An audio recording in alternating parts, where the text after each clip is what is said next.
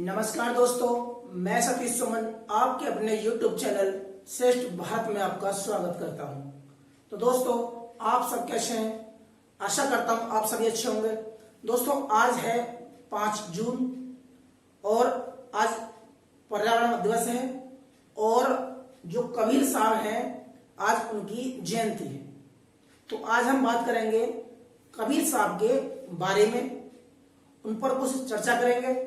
तो जिन्होंने अभी तक हमारे चैनल को सब्सक्राइब नहीं किया है तो प्लीज चैनल को सब्सक्राइब कर लें और बगल में जो बेल आइकन है उसे भी क्लिक कर दें ताकि हमारी हर वीडियो का नोटिफिकेशन आप तक पहुंचता रहे। आते हैं अपने वीडियो पर, बात करते हैं हम कबीर साहब के बारे में। तो दोस्तों, इनके बारे में सब जानते हैं। ज्यादातर ये जो दोहे आते थे 5वीं क्लास में कि गुरु गोविंद दो घोड़े काके लागू पाए, बलिहारी गुरु आपने गोविंद दियो बताए। बड़ा हुआ तो क्या हुआ जैसे पेड़ खजूर, पंछी को छाया नहीं फल लागे दूर। तो ऐसे बहुत से दोहे थे जो आज बच्चा बच्चा की जुबान पर है। तो वो उनकी रचना की थी कबीर साहब ने। तो कबीर साहब के बारे में हम जान लेते हैं कि ये उस समय के हैं जब भारत में भक्ति काल चल रहा था। तो भक्ति काल की जो शुरुआत है, हमने भक्ति काल को 2 भागों में बांटा है। भक्ति काल को 2 भागों में विभाजित किया है, सगुण और निर्गुण संत। सगुण संत और निर्गुण संत, यानी कि जो ब्रह्म में आदमी के रूप में ब्रह्म मानते हैं वो सगुण है, और जो निर्गुण यानी कि उनका कोई निराकार ब्रह्म मानते हैं वो उन्हें हम निर्गुण कहेंगे। सगुण को भी हमने 2 भागों में बांटा है, एक राम मार्गी शाखा और एक कृष्ण मार्गी शाखा। राम मार्गी शाखा में वो है जो राम को आराध्य के रूप में मानते हैं और उनका गुणगान या स्तुति करते हैं। दूसरे में कृष्ण में वही आते हैं जो कृष्ण को आराध्य के रूप में मानते हैं, कृष्ण को एक ब्रह्म के रूप में, यानी कि एक उनको एक रूप देने की कोशिश की है ब्रह्म को। तो ये है कृष्ण मार्गी शाखा, जिसमें राम मार्गी शाखा का जो नेतृत्व करने वाले हैं वो हैं उस समय के एक महान संत हैं तुलसीदास। हालांकि इनकी कुछ जो दोहे हैं, इनकी कुछ रचना है वो विवादित है। महिलाओं को लेकर, शूद्रों को लेकर इनकी जो नजर है वो अच्छी नहीं बताते।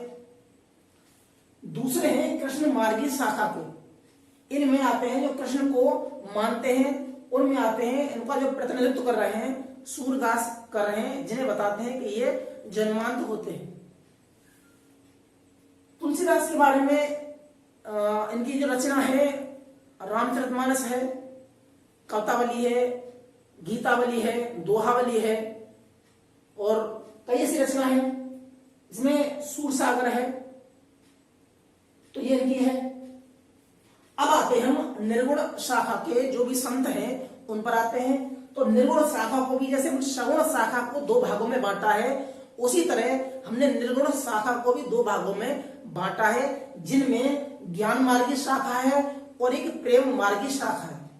ज्ञान मार्गी शाखा में वो आते हैं जिन्होंने एक ब्रह्म को ज्ञान के रूप में अख्तियार करने की कोशिश की है, यानी कि ब्रह्म को किसी रूप में नहीं बांधा, सिर्फ वो सोच रहे हैं कि हम ज्ञान के मार्ग पर चलकर एक मोक्ष को प्राप्त कर सकते हैं, एक मोक्ष यानी कि लक्ष्य को प्राप्त कर सकते हैं।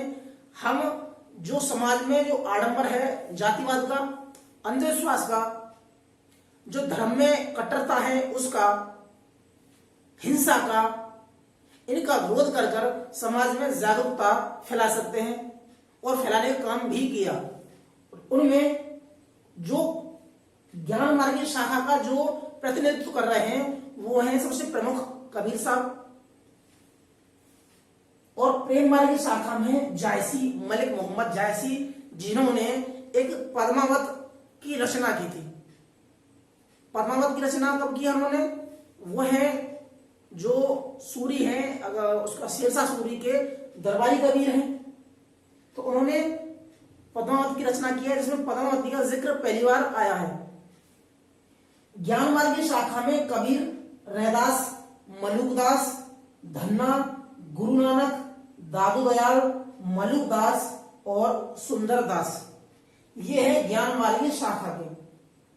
इनका मकसद क्या है कि समाज में व्याप्त जो आडंबर है, समाज में व्याप्त जो जातिवाद है, समाज में व्याप्त जो धार्मिक कट्टरता है, एक दूसरे को सहन न करने की एक विचारधारा है, उन पर खंडन कर रहे हैं।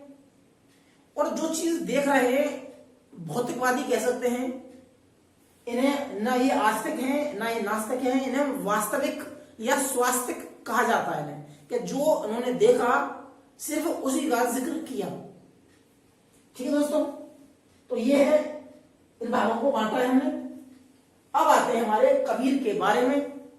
तो कबीर का जो जन्म होता है वो होता है 1455। हालांकि जन्म को लेकर इनके कुछ विवाद हैं, कोई जन्म कब का बताता है, लेकिन जो मान्यता है वो है 1455 में। कहां होता है? काशी में। इनके जन्म को लेकर, जन्म स्थान को लेकर, जाति को लेकर कई विवाद हैं, धर्म को लेकर। तो जन्म है 1455 में काशी में। कब होता है? ज्येष्ठ, यानी कि जो जेठ चल रहा है, ज्येष्ठ शुक्ल पूर्णिमा को होता है। और उसका जो प्रमाण दे रहे हैं, इनकी खुद लाइन में लिखा है कि जेठ सुदी बरसाइत को पूर्णमासी प्रकट भय। जेठ सुदी बरसाइत को पूर्णमासी प्रकट भय, यानी पूर्णिमा की जो रात पूर्णिमा है, बरसात चल रही है और जेठ का महीना है, यानी कि अब का महीना है, तो ये इनका जन्म होता है। जन्म के लिए इनके भी दो मत हैं। तो पहला मत यह है, कुछ लोगों का मान्यता है, किंवदंतियां हैं या जनश्रुति कह सकते हैं। जनश्रुति मतलब लोगों ने कहा, वो मान लिया गया। तो पहली है क्या, इनका जो जन्म होता है वो विधवा ब्राह्मणी के गर्भ से होता है, जो लोक लाज के भय से काशी के घाट पर, गंगा नदी के किनारे जो घाट है उस पर छोड़कर चली जाती है। इनके जो दूसरी कहानी ये है कि इनका बनारस में जो एक तालाब है लहर तारा, उसमें कमल पर यह प्रकट हुआ, दूसरी मान्यता है। इनके जो घाट पर इनको मिलते हैं वो है जुलाहे। अब जुलाहे हिंदू हैं या मुस्लिम, इसका कोई ये एक अलग अलग मत है। तो उनका जो दंपति है, एक नीरू और निमा, आदमी का नाम नीरू है और जो इनकी पत्नी है उनका नाम निमा है, उनको घाट पर मिल जाते हैं और इनका पालन पोषण कर देते हैं कबीर साहब का। बाद में शादी होती है और उसी जब जुलाहे के घर में इनका जो पालन पोषण होता है तो उसी वृत्ति को, यानी उसी काम को ये अपना लेते हैं, जुलाहे बन जाते हैं। पत्नी का नाम इनका लोई है, पुत्र पुत्री कमाल और कमाली है। मृत्यु इनकी होती है मगध में, जो जिला संत कबीर नगर में है, और यह है 1575 में। कुल मिलाकर जब 1455 में जन्म होता है तो 1575 में इनकी मृत्यु होती है। तो जो इनका जीवन काल है वो है 120 वर्ष का। और उसके लिए कहा भी है कि कियो मगर को गौन माघ सुदी एकादशी बसो पौन को पौन, यानी कि उस समय कुछ लोगों में यह मान्यता थी कि अगर आप बनारस में जन्म लेते हैं ठीक है, लेकिन आप बनारस में मरते हैं तो आपको स्वर्ग मिलेगा, लेकिन बनारस से बाहर यानी गंगा के बाहर आपकी मृत्यु होती है तो आपको नरक मिलेगा। लेकिन कबीर साहब ने इस बात का खंडन किया और इस बात का विरोध करते हुए उन्होंने बनारस छोड़ देते हैं और वो कहते हैं कि अब मैं मगध में बसूंगा, गंगा के जो उस पार है मगध, मैं वहां बसूंगा और जब तक मेरी जो इंतकाल यानी कि जब तक मैं ताउम्र जीऊंगा जब तक मगध में ही रहूंगा, क्योंकि मुझे नरक या स्वर्ग से कोई मतलब नहीं है। ठीक दोस्तों, ये है कि हमने भक्ति काल का जो बांटा हमने सगुण और निर्गुण में, सगुण को बांटा हमने राम मार्गी और कृष्ण मार्गी में, निर्गुण को बांटा हमने ज्ञान मार्गी और प्रेम मार्ग शाखा में। ये बार हम कर लिया निर्गुण शाखा में जो ज्ञान मार्ग के जो हैं वो ये हैं। इनकी जो रचना है बीजक है, जिसमें साखी, शबद, रमेनी। साखी में कुछ दोहे हैं, रमेनी में जो चौपाई आती है। दोस्तों अब हम बात करेंगे कि इनका जो सिद्धांत थे वो क्या थे। तो एक सिद्धांत थे वो उस समय भक्ति काल के दौरान मध्यकाल में जातिवाद अपने चरम पर था। वर्ण व्यवस्था के साथ साथ जातिवाद भी अब बहुत बड़ा रूप ले चुका था। बुद्ध के समय वर्ण व्यवस्था चरम पर थी, इसी तरह कबीर के समय जाति व्यवस्था अपने चरम पर थी। तो उन्होंने इसी जाति व्यवस्था का खंडन किया। कुछ लोगों का मानना है कि जाति व्यवस्था मुगलों के या इस्लाम के आने के बाद हुई, लेकिन ऐतिहासिक रूप से इसकी पुष्टि नहीं है, क्योंकि जाति व्यवस्था तो वर्ण व्यवस्था का एक रूप है। भाई छोटा है, बड़ा है, इसके काम ये है, ये क्या है, वर्ण व्यवस्था के पार्ट है। हिंदुओं में ब्राह्मण है, वैश्य है, क्षत्रिय है, उसके बाद में शूद्र है। न तो ब्राह्मण का कोई बंटवारा हुआ, वैश्य का कोई बंटवारा ना हुआ, क्षत्रिय का बंटवारा ना हुआ, लेकिन शूद्र का बंटवारा हो गए। वो कई हजारों जातियों में बंट जाते हैं। तो ये घटना इस्लाम द्वारा का नहीं हुई, ये घटना एक वर्ण व्यवस्था का ही आधार है, मानी जाती है। इसका विरोध कर रहे हैं कबीर साहब। इसलिए वो कहते हैं ज्ञान मापने, ज्ञान से जो अंधविश्वास है, पाखंड है, जातिवाद है, धर्म के नाम पर हिंसा है, उनका ये विरोध कर रहे हैं और लोगों को जागरूक करने का काम कर रहे हैं कबीर साहब। तो अब बात करेंगे इनके कुछ सिद्धांत हैं। वो कहते हैं हे ब्राह्मण, जो तू कहता है कि भाई तू जो बात करेगा वो किसी ग्रंथ में जो लिखा हुआ है उसके आधार पर बात करेगा, लेकिन मैं जो बात करूंगा जो संसार में घट रहा है, समाज में घट रहा है, मैं उसके आधार पर बात करूंगा। तो इसका मतलब यह है कि न तो वो आस्तिक हैं, ना ही वो नास्तिक हैं, वो वास्तविक हैं, यानी कि स्वास्थ्य हैं, कि समाज में जो घट रहा है उसी के अनुसार बात कर रहे हैं। जो पाखंड है, जो सामाजिक कुरीतियां हैं, उनका वो खंडन करते आ रहे हैं अपने दोहों या अपनी भाषा या जो भी सदोपुरी भाषा है उनके हिसाब से। और कह रहे हैं कबीरा खड़ा बाजार में मांगे सबकी खैर, कबीरा खड़ा बाजार में मांगे सबकी खैर, ना काऊ से दोस्ती ना काऊ से बैर। यानी कि कबीर का सिर्फ विरोध करना ये ना समझे कि वो हिंदू धर्म का है इसलिए मुस्लिम धर्म पर प्रहार कर रहा है, तो यह कि मुस्लिम जुला है तो हिंदू धर्म का प्रहार कर रहा है, या वो जुला है छोटी जाति का है तो इसलिए उच्च वर्ग का प्रहार कर रहा है। ऐसा नहीं है कि मेरी किसी से दोस्ती नहीं है और ना ही किसी से मेरा बैर है। जो सामाजिक कुरीतियां हैं मैं सिर्फ उनका पाखंड कर रहा हूं, चाहे वो कोई भी जाति करे, चाहे वो कोई भी धर्म करे, चाहे वो हिंदू करे या मुस्लिम करे, चाहे वो कोई भी इंसान करे, वो सब विरोधी होंगे जो ये गलत काम करेंगे। ठीक है दोस्तों, अब पढ़ते हैं कुछ इनके दोहे जो समाज को जागरूक करने में इनके द्वारा लिखे गए हैं।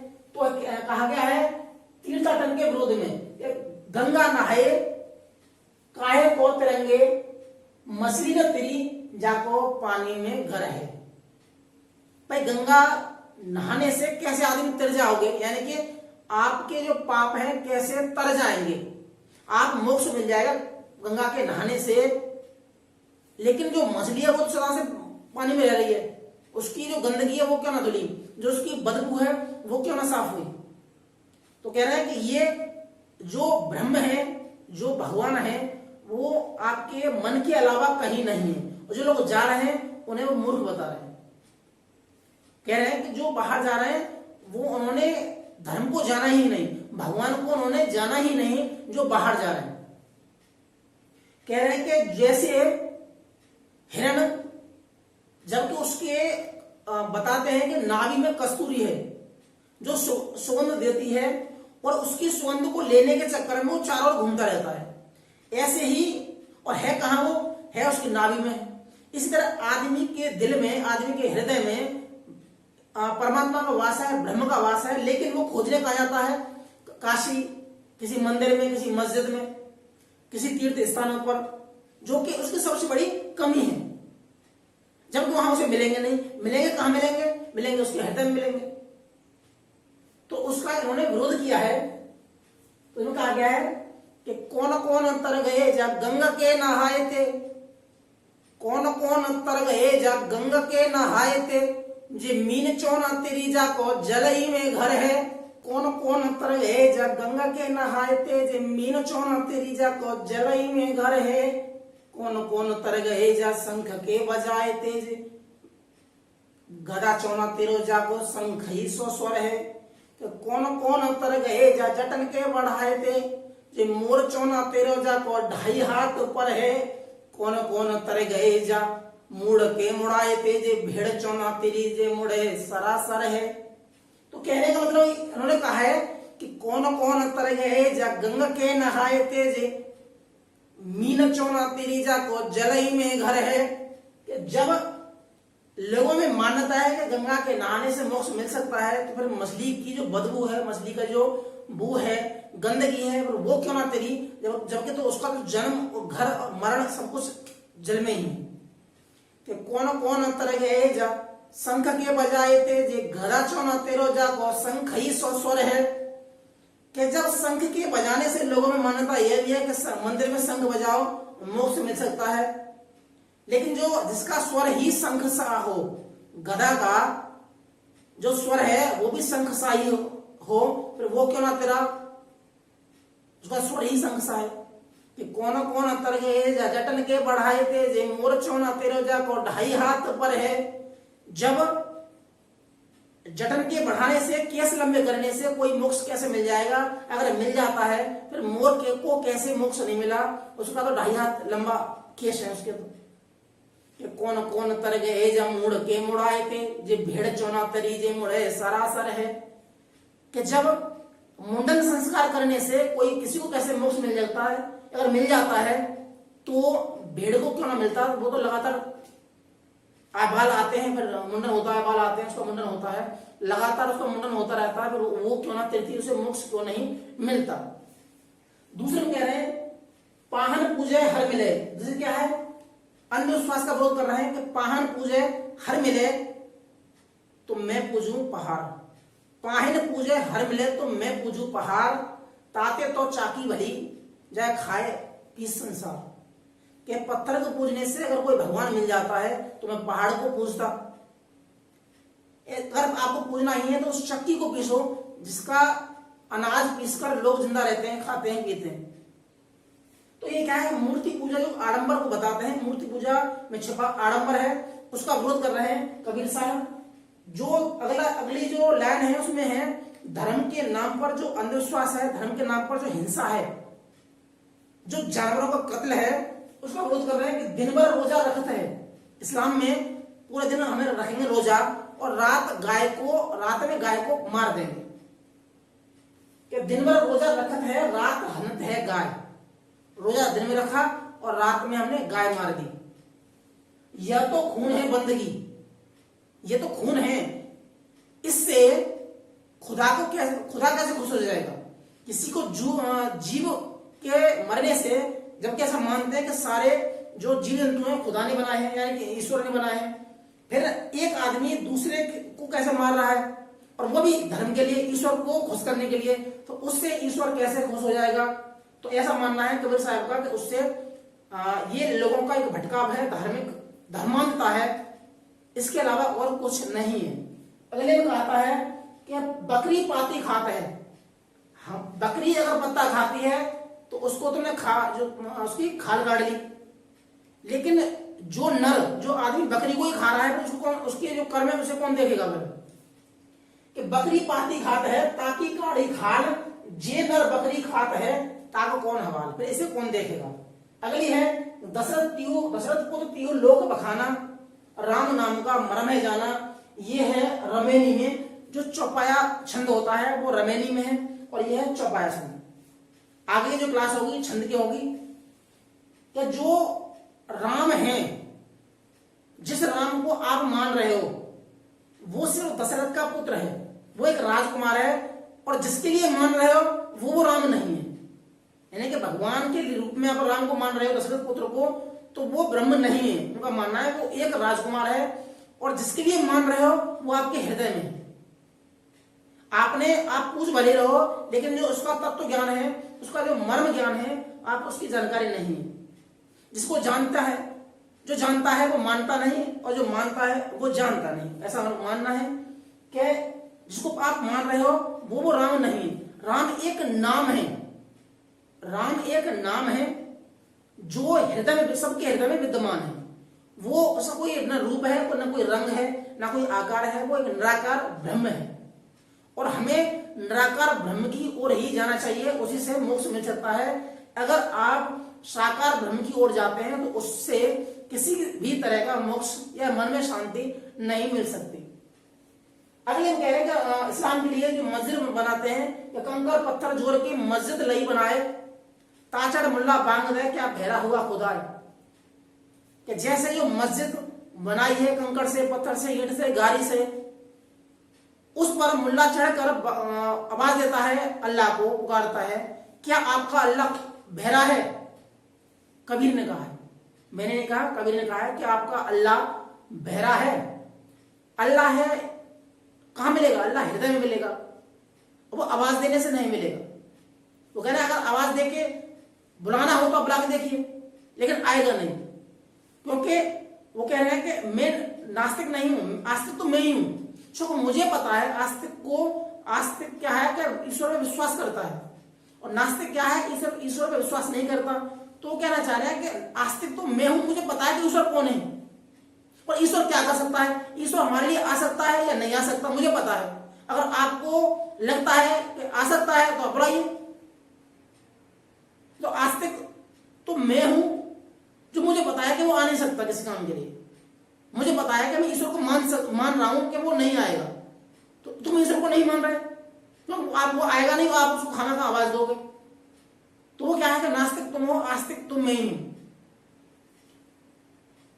अब कह रहे हैं कि जो ब्राह्मण बताते हैं कि हम जन्म से श्रेष्ठ हैं, तो वो कैसे बताते हैं? जब उनका एक ही मार्ग से आना है, यानी कि जो पैदा हुए हैं वो एक ही क्रिया से पैदा हुए हैं, एक ही मार्ग से आए हुए हैं, तो फिर कैसे कह दिया कि वो जन्म से श्रेष्ठ है?